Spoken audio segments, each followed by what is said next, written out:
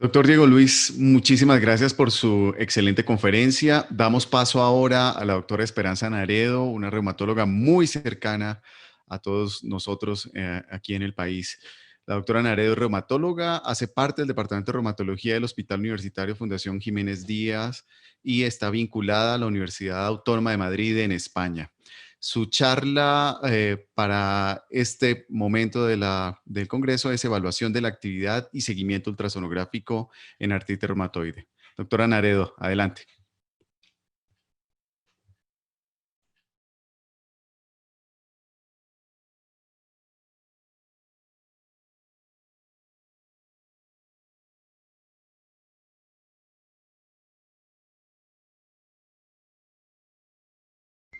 Buenos días. Mi agradecimiento a los organizadores del 11º curso de actualización en reumatología y a la Asociación Colombiana de Reumatología por esta amable invitación y en particular a mi apreciado doctor Orlando Villota. Es un gran honor poder exponerles esta plática en evaluación de actividad y seguimiento ultrasonográfico de artritis reumatoide.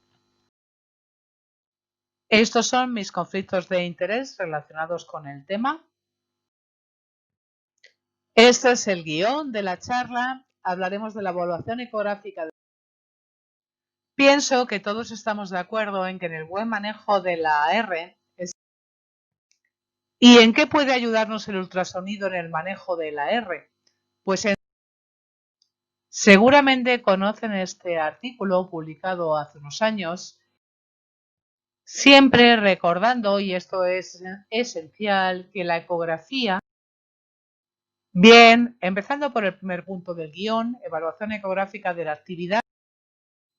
¿En qué consiste la inflamación ecográfica? La inflamación evaluada por... Y comenzando con la sinovitis, probablemente la protagonista.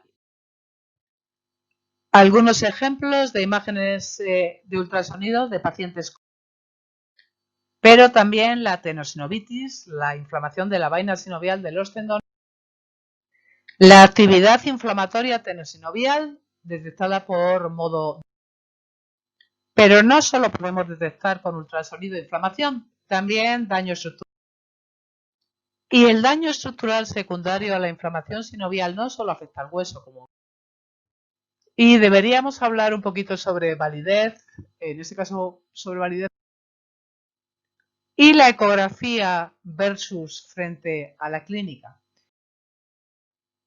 Y vayamos al segundo punto del guión, el monitoreo ecográfico. Hay mucha literatura, mucha evidencia mostrando la sensibilidad. Sin embargo, como todos ustedes conocen, se creó un gran dilema. Además de ello, me gustaría mostrarles esta tabla. Por tanto, y como resumen de esta parte, y siendo muy pragmáticos, y vamos a caminar hacia el tercer punto del guión, la evaluación ecográfica de la... Y es que, afortunadamente, la remisión es un objetivo realista. Pero, ¿qué ocurre? ¿Es suficiente la remisión mediante? Por ello, nos enfrentamos a una dualidad. La remisión clínica. ¿Qué nos dice la evidencia? Pues hay muchos estudios demostrando. En esta diapositiva se muestran algunos de estos estudios. Me gustaría mostrarles a modo de ejemplo estas imágenes de ultrasonido. Estas otras imágenes de ultrasonido obtenidas de la práctica clínica. ¿Cuán importante es la inflamación subclínica detectada por ultrasonido?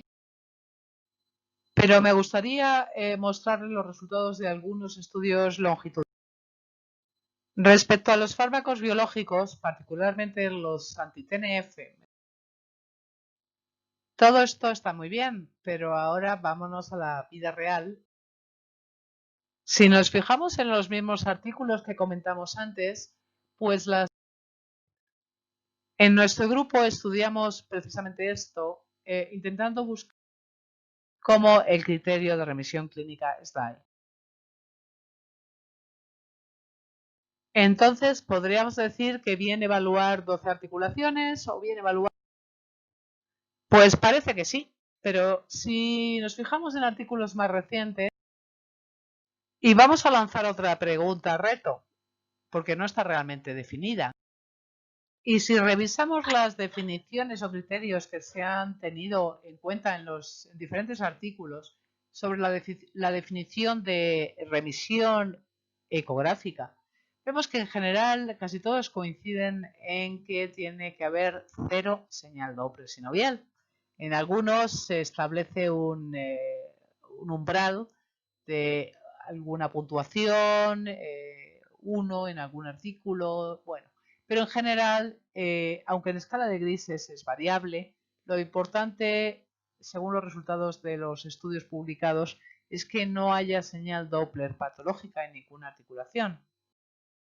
Y cuando tenemos en cuenta los estudios longitudinales que han evaluado el valor predictivo de esa sinovitis detectada por ultrasonido, vemos que en la mayoría efectivamente por encima de un valor de señal de Doppler sinovial mayor de 0, ya hay una predicción negativa sobre progresión de daño estructural o sobre brote. En algún artículo hay un umbral de 2 o 3, es decir, en evaluaciones globales del paciente muy bajitos, pero en general este umbral suele ser el propio 0. Pero también tenemos la otra cara de la moneda y debemos hablar de ella.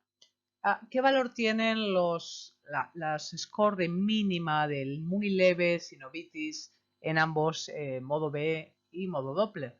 Para ello me gustaría traer dos artículos publicados. Uno se hizo una evaluación clínica y ecográfica en modo B y Doppler, se hizo un score entre 0 y 3 en estas articulaciones, carpos y articulaciones de manos y metatarsofalángicas en 100 pacientes con artritis reumatoide precoz o establecida y 30 controles sanos, y se reevaluaron los sujetos a los 6 meses de tratamiento. ¿Y qué ocurrió?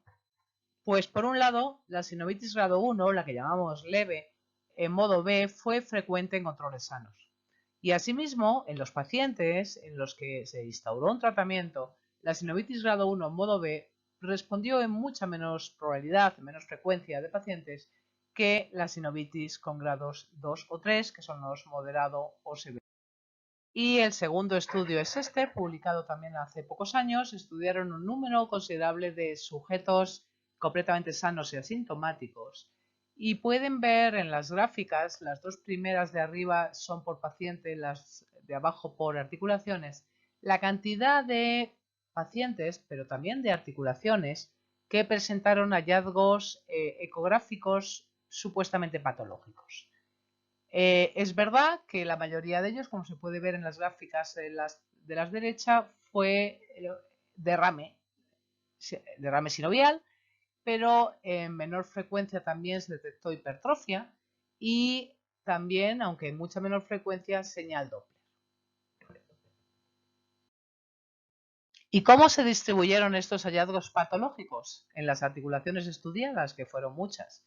Como pueden ver en la tabla, las metatarsofalángicas de la primera a la cuarta fueron las articulaciones que más presentaron hallazgos por ultrasonido. Y dentro de esas articulaciones, la campeona en derrame fue la segunda metatarsofalágica y la campeona muy cercana en derrame, pero la campeona en hipertrofia sinovial y en señal Doppler sinovial fue la primera metatarsofalágica. Esto se debe a que ambas articulaciones están sometidas a un gran estrés mecánico, incluso en sujetos sanos absolutamente asintomáticos. Y por este motivo, precisamente, explicamos antes, y en la mayoría de los scores de actividad inflamatoria sinovial, se excluye al menos la primera metatarsofalágica de ellos.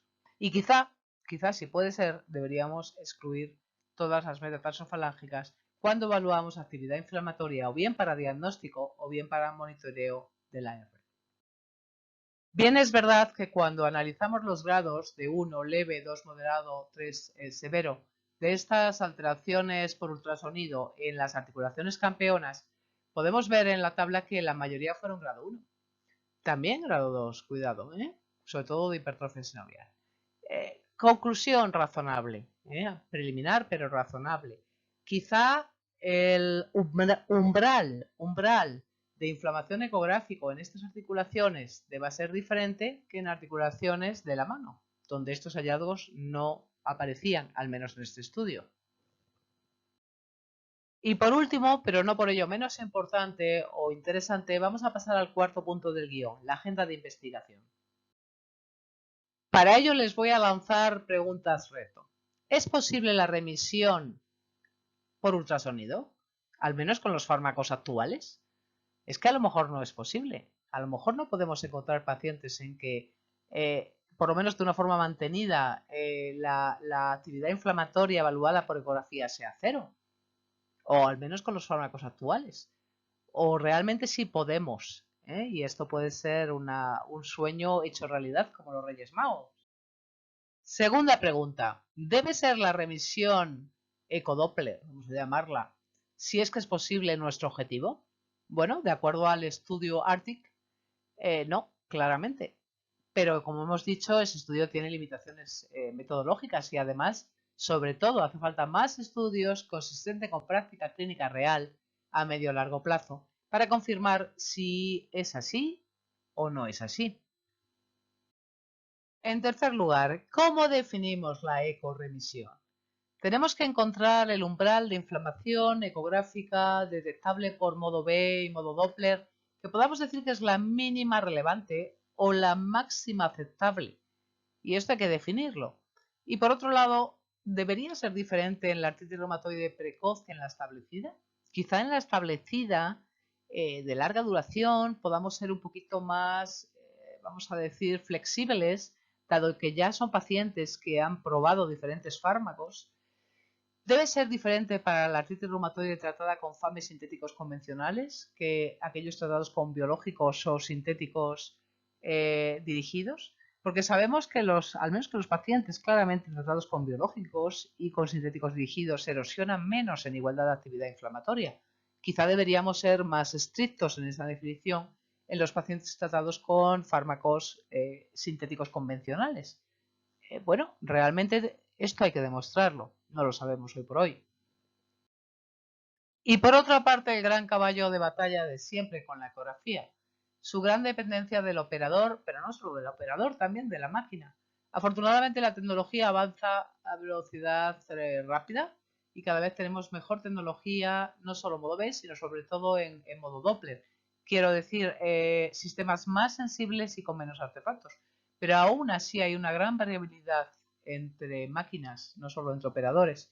Y por otro lado, hay una limitación física hoy por hoy, y es que el Doppler no es sensible a articulaciones profundas. Por tanto, cuando queramos evaluar actividad inflamatoria en articulaciones superficiales, tenemos que usar el Doppler sin ninguna duda, pero cuando nos interesan las articulaciones profundas, no podemos contar con el Doppler. Tenemos que basar nuestro criterio, nuestro juicio solo o prácticamente solo en la escala de grises. Como conclusiones, podemos decir que el ultrasonido sin duda es un método válido para evaluar la inflamación articular, asimismo que la inflamación subclínica detectada por ultrasonido es claramente importante. Y ya siendo pragmáticos, ¿cuándo realizamos el ultrasonido? Porque claro, el tiempo es limitado en la consulta, en la vida real. Bueno, diríamos periódicamente, cada 6 meses podría ser una aproximación, pero realmente hay 3 circunstancias en las que yo creo, y la evidencia lo soporta, que realmente la ecografía aporta un valor añadido muy importante en la clínica.